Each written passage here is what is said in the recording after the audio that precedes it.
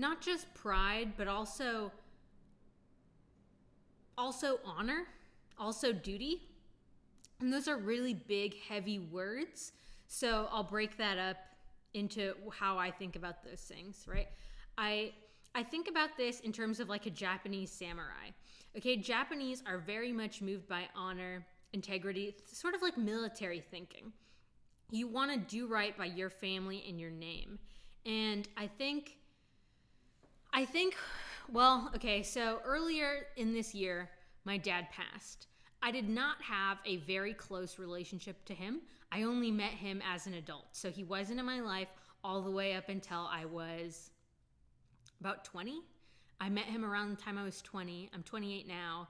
And we had a real rocky relationship because by the time I was 20, I had already decided that I was going to be honest and open with every person that I met in full, which means I don't have much of a filter.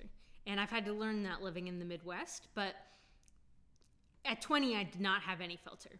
So I was completely honest with him about how much I hated him, how much he fucked up my childhood, how much I dreamt about killing him. Like I was harsh, right? And he accepted it so well.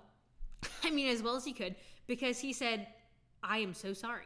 He gave me the apology and he did everything he could to be in my life, even when I told him I don't have time for you. Right? At 20, you're trying to figure out your career. You're trying to figure out your love life. Like you've got other shit going on. That the last thing you need to do is resolve your daddy issues, okay? Because it's time consuming. I wouldn't have had time to do any kind of work if I was crying about my dad all the time. So, I mean, the whole thing was just up and down. I didn't talk to him for years, and then I'd talk to him sometimes. And towards the end of his life, we had established a relationship where we could both be honest with each other all the time and continue to talk and enjoy the level of relationship we had. Although I'd never been to his house. Everything I did was over the phone. We met in person 3 or 4 times. But now our conversations, because I didn't really need a dad in my mind, I was already grown. Our relationship was more like close biological friends. Like the amount of parallels in my life that I had to my dad shocked me.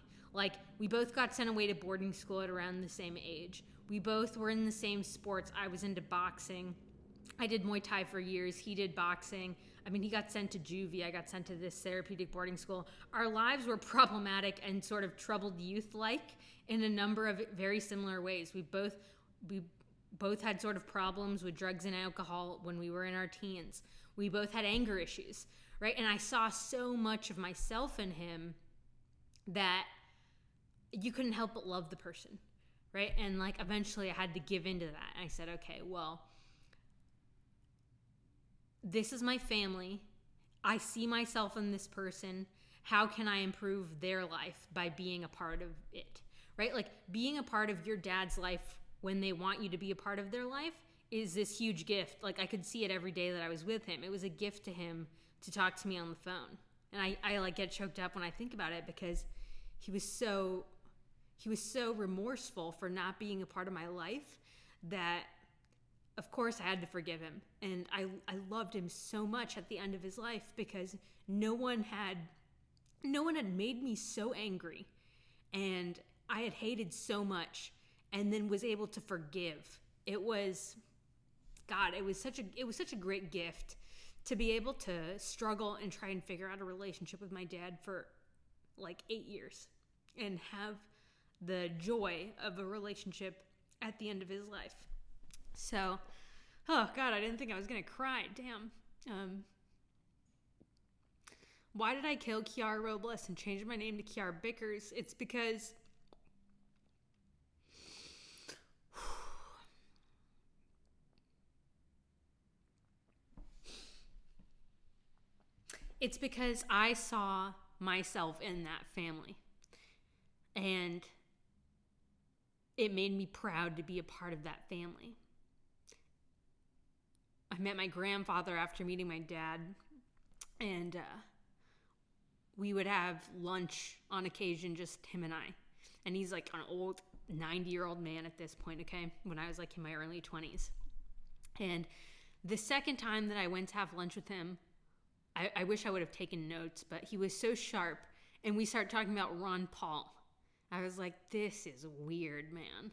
I don't know anyone in the state of California who voted for Ron Paul and who talks about Ron Paul's foreign policy. I voted for Ron Paul for his economic policy. Oh, I couldn't vote at the time, excuse me. I would have voted for Ron Paul because of his economics policy.